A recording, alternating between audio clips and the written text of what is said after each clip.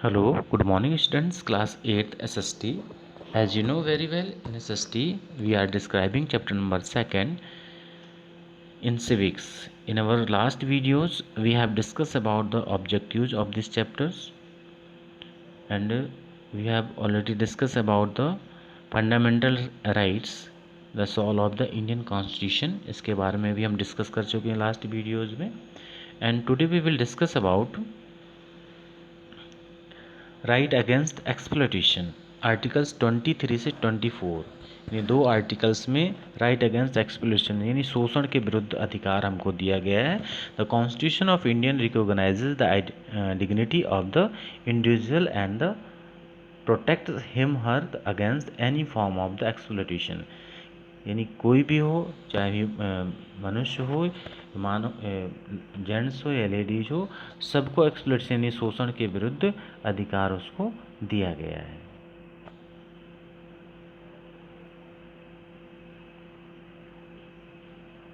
Exploitation either by the state और by the privileged classes in the society. Articles 23 कहता है that the trafficking of the humans being begar forced labour, यानी किसी को भी ज़बरदस्ती बैगर नहीं बनाया जा सकता, ज़बरदस्ती मजदूरी नहीं कराई जा सकती. And any other similar form of the forced labours are prohibited. यानी और इसी तरीके के कई जो फोर्स्ड लेबरर हैं, इट मीन्स जिनको ज़बरदस्ती किसी काम में लगाया जाता है या ज़बरदस्ती उनसे कोई काम लिया जाता है, ये सब नहीं किया जा सकता. आर्टिकल्स 24 में prohibits the employment of the children below 14 years of age. Articles 24 में ये कहा गया है कि जो बच्चे 14 ईयर से कम हैं उनको किसी भी एम्प्लॉयमेंट में या इन एनी फैक्ट्री यानी फैक्ट्री में कोई भी काम नहीं दिया जाएगा, माइन खदानों में नहीं दिया जाएगा, और एनी अदर हजार्डियस एम्प्लॉयमेंट और किसी भी खतरनाक एम्प्लॉयमेंट में नहीं रखा जाएगा. फिर culture and educational rights, article 29 and 30. जो हमारा कल्चर एंड एजुकेशनल राइट्स दिया गया है 29 और 30 में. The constitution guarantees certain culture and education rights.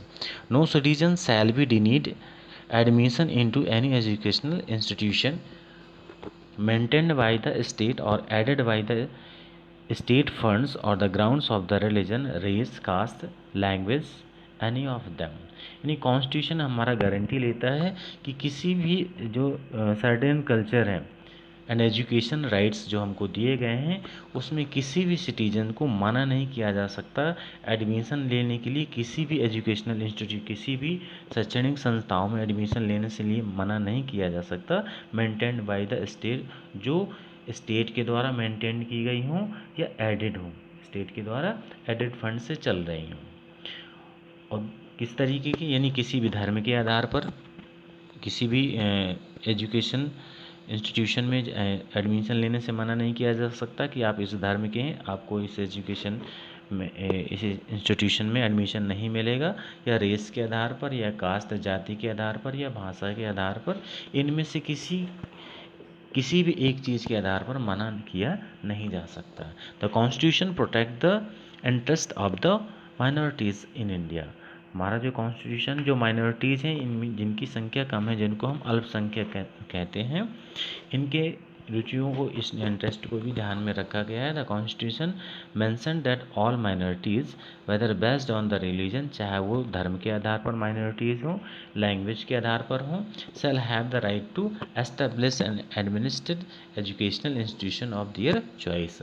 अपनी खुद की चॉइस के आधार पर वो अपनी इंस्टीट्यूशन को एस्टेब्लिश कर सकते हैं. Right to constitution remedies, article 32 में बताया गया है.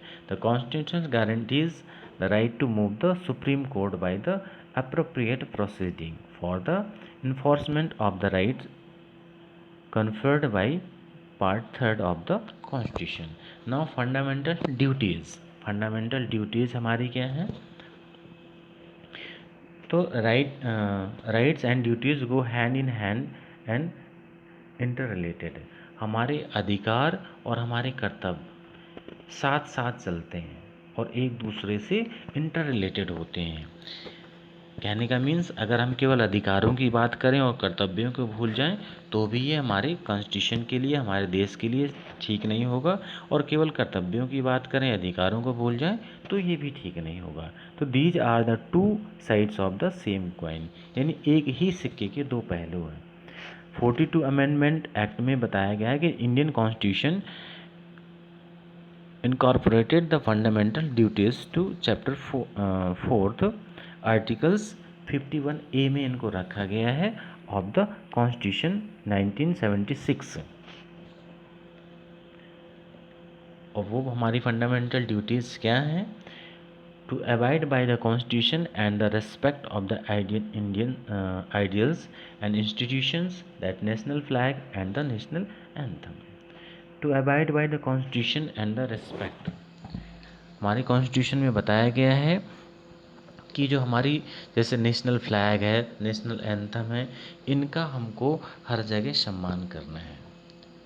To enrich and follow the noble ideas which inspired our national struggles for freedom. To enrich and follow the nobles ideas, उन सभी नोबल आइडियाज़ को हमको फॉलो करना है जो inspired our national struggle for freedom, जो हमारे राष्ट्रीय संघर्ष को, स्वतंत्रता के लिए जिन्होंने हमारे लिए संघर्ष किया, उनको भी हमको एनरिच करना है।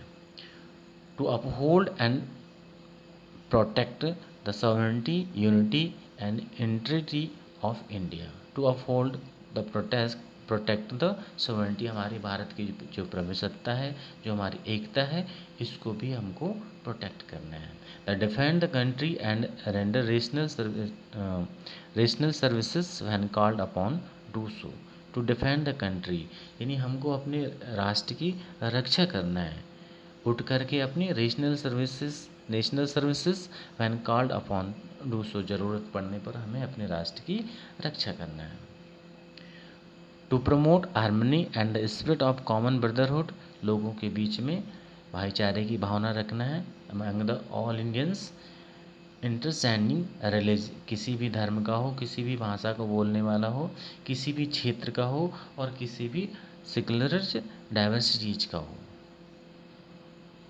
सेक्शनल डाइवर्सिटीज का हो, इन सब के साथ में हमको सामान्य भाईचारे की भावना का विकास करना है।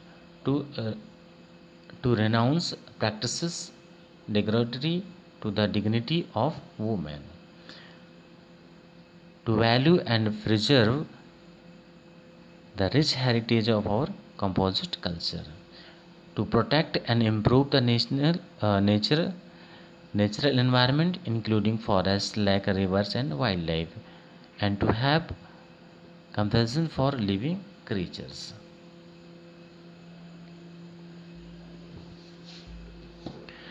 To develop the scientific temper, humanism and spirit of inquiry and reform.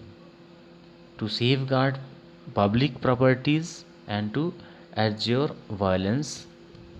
To safeguard public, जो हमारी पब्लिक प्रॉपर्टीज़ है उसकी सुरक्षा करना है, एंड एडजर वायलेंस, और हिंसा को रोकना है।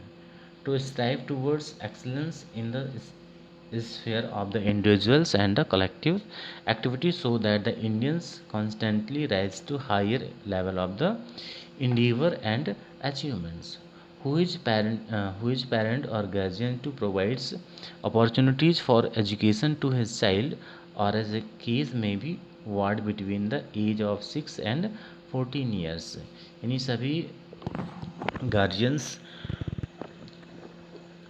सभी गार्जियंस का ये कर्तव्य माना जाता है कि अपने बच्चे को, जिसकी एज 6 से लेकर के 14 ईयर्स के बीच की है, उसको एजुकेशन दिलाना भी उनकी एक नेशनल ड्यूटीज़, जो फंडामेंटल ड्यूटीज़ में रखा गया है।